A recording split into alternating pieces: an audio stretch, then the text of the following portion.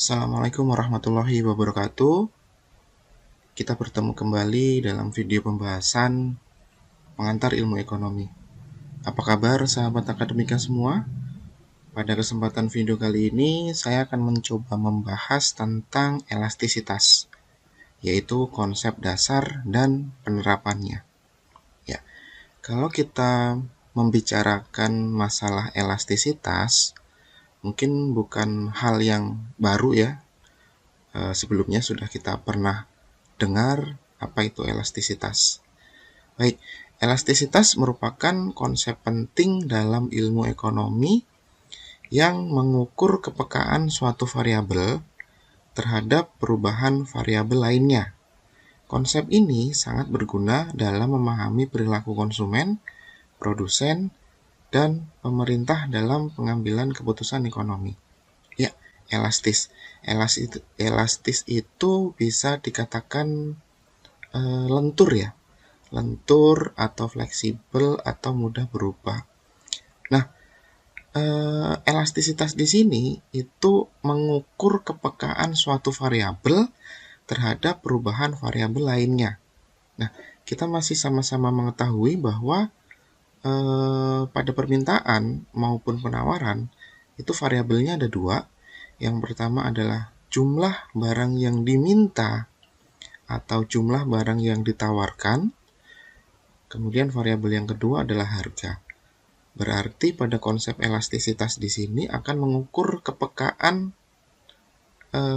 jumlah barang yang diminta atau jumlah barang yang ditawarkan akibat adanya perubahan harga. Jadi ketika harga barang itu mengalami perubahan, maka seberapa peka jumlah barang yang diminta atau jumlah barang yang ditawarkan. Apakah perubahan harga sama dengan perubahan jumlah barang? Atau apakah perubahan harga kurang dari atau lebih kecil daripada perubahan jumlah barang? Atau apakah perubahan harga itu lebih besar daripada perubahan jumlah barang? Nah, itu kurang lebih konsep elastisitas seperti itu. Jadi kita akan mengukur kepekaan suatu variabel terhadap perubahan variabel lainnya, di mana variabelnya ada harga dan ada jumlah barang. Baik itu jumlah barang yang diminta pada permintaan dan jumlah barang yang ditawarkan pada konsep penawaran. Nah, elastisitas permintaan mengukur seberapa besar perubahan kuantitas permintaan suatu barang atau jasa akibat perubahan harga. Tadi ya, konsepnya sudah saya singgung di awal bahwasanya elastisitas itu akan mengukur kepekaan jumlah barang akibat adanya perubahan harga. Nah, pada kali ini yang akan dibahas terlebih dahulu adalah permintaan. Jadi, elastisitas permintaan mengukur seberapa besar perubahan kuantitas permintaan suatu barang atau jasa akibat adanya perubahan harga. Jadi ketika harga itu mengalami perubahan, maka seberapa besar perubahan kuantitas permintaan tersebut. Permintaan elastis terjadi ketika perubahan harga menyebabkan perubahan kuantitas permintaan yang lebih besar. Nah, jadi ketika perubahan harga tersebut menyebabkan perubahan kuantitas permintaan yang lebih besar, maka itu disebut dengan permintaan elastis. Contoh misalkan ketika harga mengalami perubahan, misalkan harganya berubah 50%, ya, baik itu mengalami kenaikan maupun mengalami penurunan. Nah, terjadi perubahan harga sebesar 50%, maka akan menyebabkan perubahan kuantitas permintaan itu di atas 50%. Oh, ternyata perubahan kuantitasnya itu misalkan sekitar 70-80%. Maka itu disebut dengan permintaan elastis. Nah, sebaliknya, permintaan inelastis terjadi ketika perubahan harga menyebabkan perubahan kuantitas permintaan yang lebih kecil. Nah, pada contoh tadi, ketika perubahan harga terjadi sekitar 50%, justru menyebabkan perubahan kuantitasnya di bawah 50%. Misalkan 10%. Nah, itu disebut dengan permintaan inelastis. Baik, ada beberapa poin yang akan saya coba jelaskan. Yang pertama adalah pengertian elastisitas permintaan. Ya, tadi sudah disinggung ya sebelumnya bahwasanya elastisitas permintaan mengukur seberapa sensitif permintaan terhadap perubahan harga. Permintaan elastis berarti permintaan sangat sensitif terhadap perubahan harga, sedangkan permintaan inelastis berarti permintaan tidak terlalu sensitif terhadap perubahan harga. Yang kedua, rumus elastisitas permintaan. Rumus elastisitas permintaan adalah persentase perubahan kuantitas permintaan dibagi dengan persentase perubahan harga. Nah, jadi nantinya elastisitas ini merupakan koefisien. Koefisien itu angka, besarnya angka. Nah, cara untuk mencari angka di sini adalah persentase perubahan kuantitas permintaan dibagi dengan persentase perubahan harga.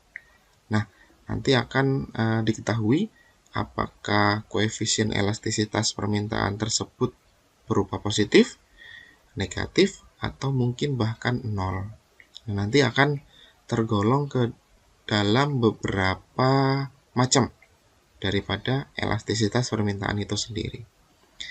Yang ketiga, contoh elastisitas permintaan. Nah, contoh permintaan elastis adalah permintaan terhadap barang mewah. Jadi yang dikatakan elastis itu permintaan barang mewah. Jadi kalau misalkan barang mewah itu terjadi perubahan harga sedikit saja, maka terjadi perubahan permintaan dalam jumlah yang besar, seperti mobil atau perhiasan. Sedangkan contoh permintaan inelastis adalah permintaan terhadap kebutuhan pokok, seperti makanan atau obat-obatan. Jadi meskipun harganya berubah yang cukup banyak, ya permintaannya tidak akan berubah sesignifikan perubahan harga tersebut. Karena barang-barang tersebut adalah barang-barang pokok. Jadi setiap orang membutuhkan barang-barang tersebut. Jadi berapapun harganya tetap akan dibeli oleh masyarakat. Nah, faktor yang mempengaruhi elastisitas permintaan ada banyak. Misalkan yang pertama adalah ketersediaan barang pengganti. Nah, semakin banyak barang pengganti yang tersedia, maka semakin elastis permintaan tersebut. Contohnya, jika harga kopi naik, konsumen dapat beralih ke teh, atau ini disebut dengan barang substitusi atau barang pengganti. Jadi, ada alternatif yang bisa dilakukan oleh konsumen ketika harga penggantinya itu mengalami kenaikan, yaitu dengan cara membeli teh ketika harga kopi naik. Kemudian faktor yang kedua adalah proporsi pendapatan. Semakin besar proporsi pendapatan yang dihabiskan oleh suatu barang, maka semakin elastis permintaan. Contoh, jika harga bensin naik, konsumen mungkin mengurangi pengeluaran untuk barang lainnya. Kenapa? Ya karena bensin ini merupakan salah satu barang yang harus dibeli agar kendaraan bermotor ya tetap dapat dijalankan sesuai dengan fungsinya. Jadi ketika harga BBM naik, maka konsumen akan cenderung mengurangi pengeluaran untuk barang lainnya untuk membeli bensin yang mengalami kenaikan tadi. Kemudian yang ketiga adalah waktu. Semakin lama waktu yang tersedia, maka semakin elastis permintaan. Contohnya, jika harga bensin naik secara tiba-tiba, konsumen mungkin tidak dapat langsung mengubah kebiasaan berkendara mereka.